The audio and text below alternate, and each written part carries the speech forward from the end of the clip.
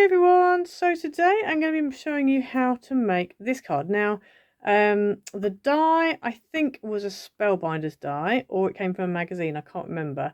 If I find it I will link it down below.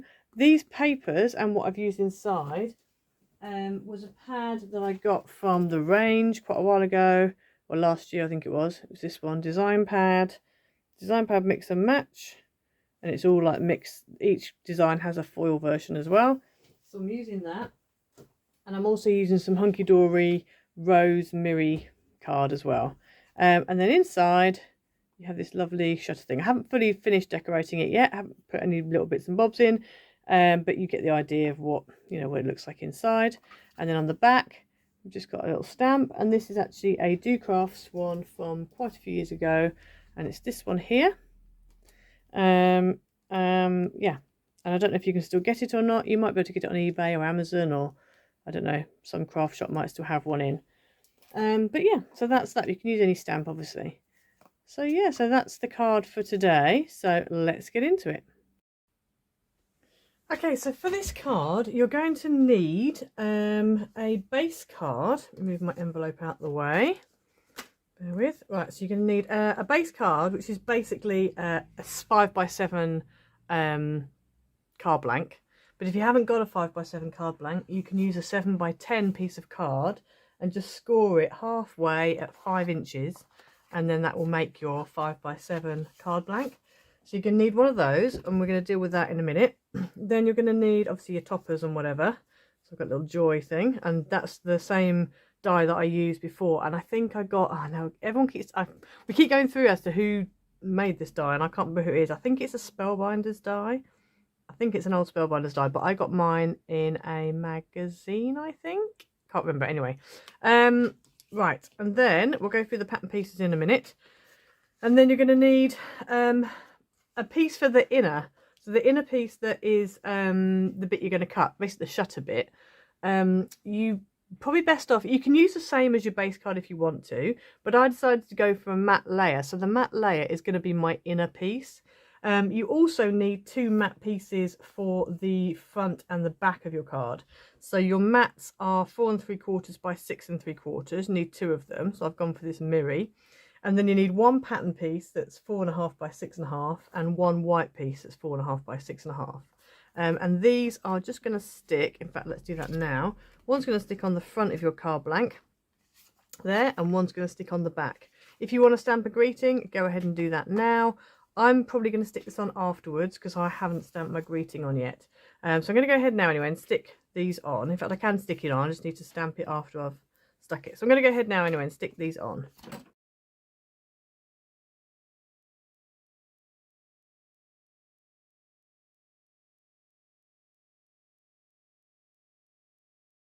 So I went ahead and stamped my greeting on the back there. So there's the front, there's the back.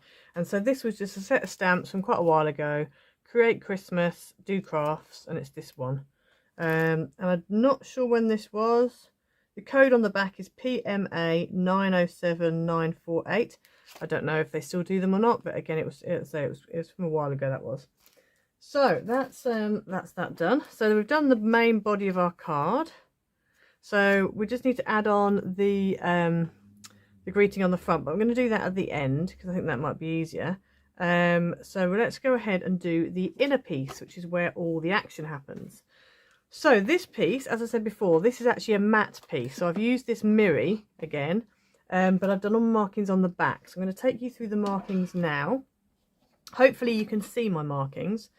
So basically what you want to do is you're going to, on the back of your piece of matte that you're going to use for your inner, you want to measure along, have it landscape, and you want to measure along the top, and you're just going to mark at 1 1/4, 2 1/2, 4 7/8, and then if you go from the other side, you're going to measure in again this way, and you're going to again measure in at 1 1/4 and 2 1/2. So 1 1/4, 2 1/2 there as well. Okay. And then what you want to do is do the same on the bottom, and then just draw a line between all of those lines. So you've got 1, 2, 3, 4, 5 lines going from top to bottom.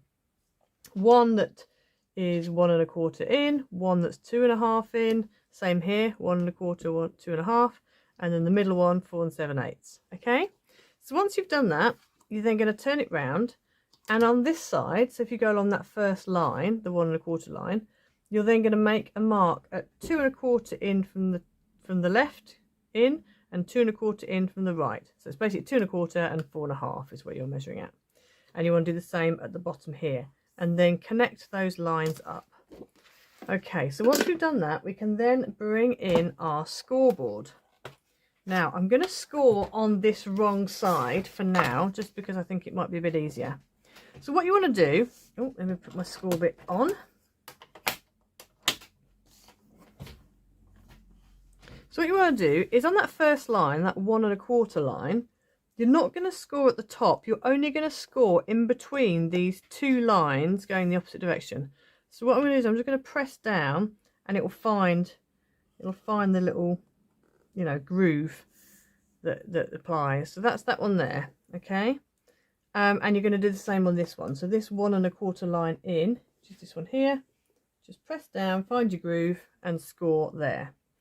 Your next one, which is your 2 1/2 line, you're going to score from top to bottom. So this one here, you're literally going to score all the way top to bottom. Same with your middle one, your 4 7/8, you're going to score top to bottom on that one. And the same with this one, which is a 7 1/4, which is your basically your 2 1/2 one in from this side. You're also going to score all the way in for that. And then that is all your scoring done. Then what you want to do is you're going to, you can either use the trimmer part on your scoreboard, if you've got a trimmer scoreboard, or you can go ahead and use a Stanley knife and blade, which is what Stanley knife and metal ruler, which is what I'm going to do, because I like it to be a bit more accurate. I like to be able to like measure it out myself. So what you're going to do is you're literally going to cut all the way along that line that you've drawn. So obviously you're not cutting outside in this first section, you're only cutting that section there. Okay, so we're going to cut those lines now.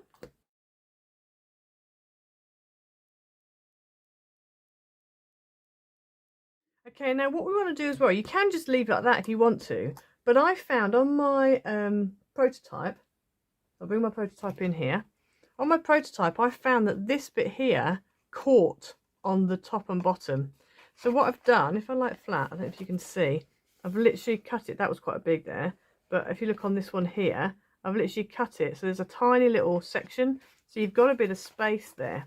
So what I would advise you do is just right next to where you've just cut it, if you cut another line, you're literally cutting a tiny amount out. I mean, not even an eighth. So like that, and then if I just put a little notch in here and a little notch in here and just flick that out. Can you see how small that is? Hopefully you can see that. I'll bring it up. You see how tiny that is. So you're just cutting a tiny bit out, just a little slither. And you can do it either above or below the you can do it above or below that original line. I'm going to do it below it so that it's the two top and bottom sections rather than the middle section that loses a slither. And it is literally a slither. You don't want to cut loads out, just make it a tiny amount.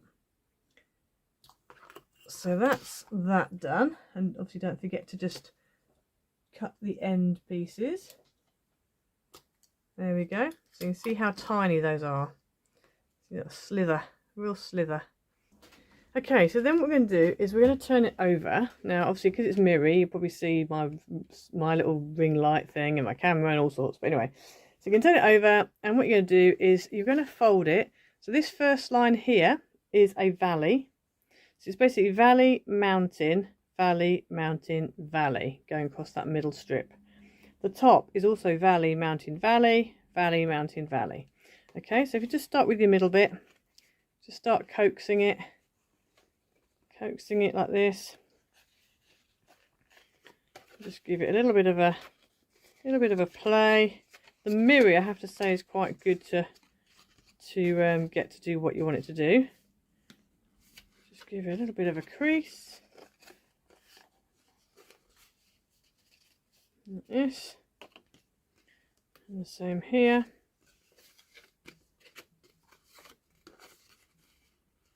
And as soon as you've creased all your lines, you see, you can then go ahead and just kind of fold it all down how it should be, and really make sure that your lines are straight, everything's how it should be, and give it a good burnish.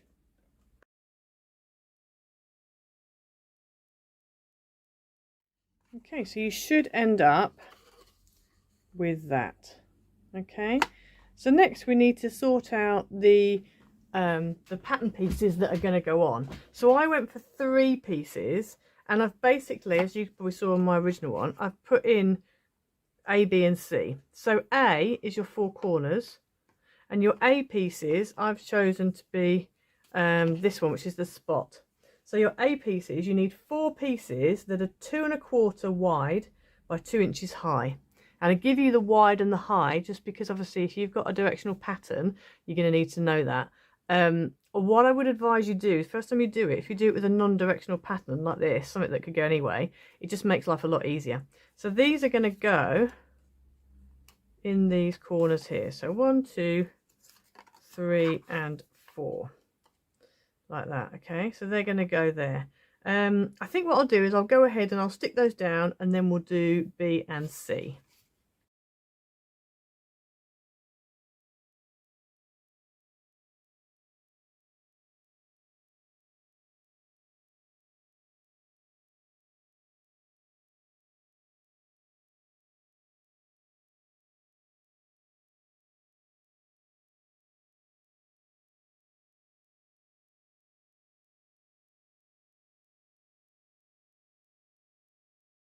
So next you have the B pieces, and the B pieces are basically these 4 squares here. So 1, 2, 3, 4, and the 2 in the middle. So 6 actually, 6 pieces, and these need to be 2 1/8 by 2 inches. So 2 1/8 wide, 2 inches high, and as I said, these are all going to fit on here. Okay, so I'm going to go ahead and stick those down.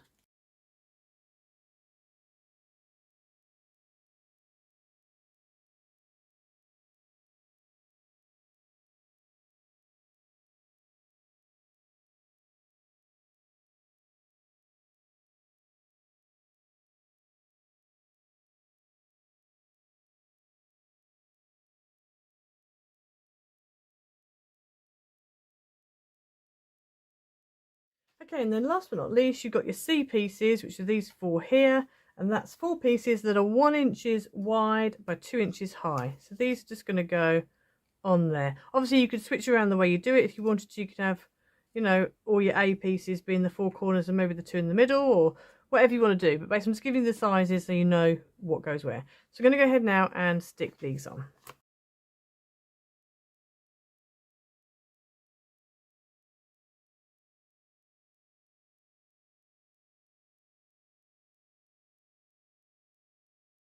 Okay, so when you finish, you should end up with that. I would probably choose different patterns in different places next time, but I really wasn't sure where I wanted stuff. I mean, I quite like it, but I'd probably do the spots in the middle there as well.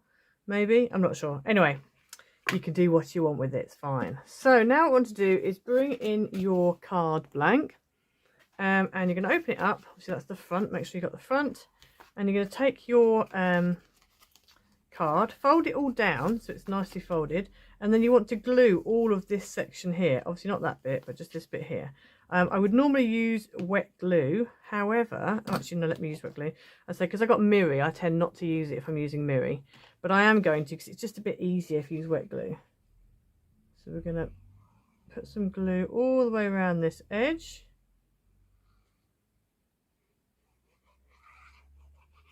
Like that. And then take our card blank, and this is going to line up on here, but you're going to have a bit of a border around the outside. Okay, so we're going to put this on. So it's got a bit of a border, even border, left, right, top and bottom. If you just stretch this out, you should find that hopefully the border is even. You can just lay it flat, actually, it might be a good idea.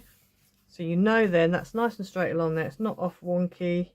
If it is off wonky, just make it so it's not. Okay, so once you're happy with the way it is, just fold it all down, and then you're going to put some more glue on here.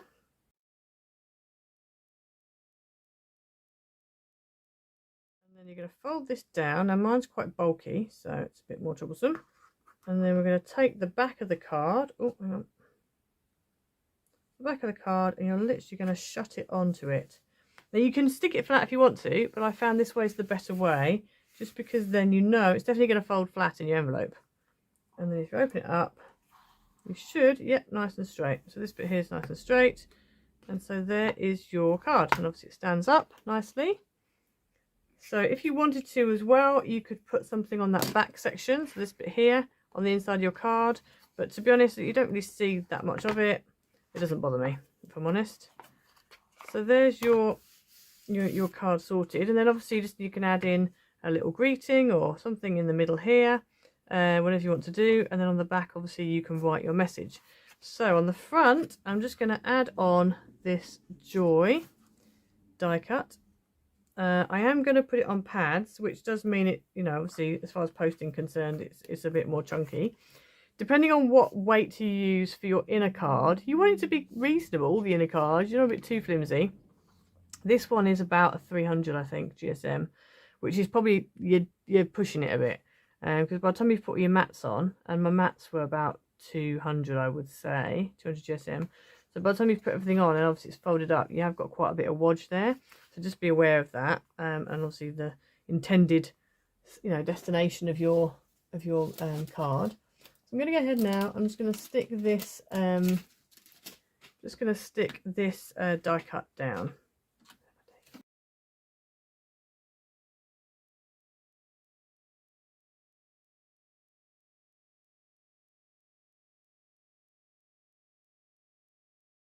Okay, so there's your finished card. Obviously I need to put something on the inside, a decoration or whatever, so I'll probably do that later. I'm not quite sure what I want yet in there. But yeah, so there you get the idea, and obviously you got the back, and obviously it fits in an envelope for a 5x7 card. You could add more on the front if you wanted to. I've kept it quite simple. I was going to put a few little gems on or something, but I don't know, we'll see. I might put some little gems in the middle of my flowers maybe. But yeah, but there you go. So it's quite a nice card, quite easy to do. Not that difficult really. So yeah, so hopefully you liked it. Please like and subscribe, hit the notification bell so you never miss a video. Comment down below as well, and we'll see you next time. Bye.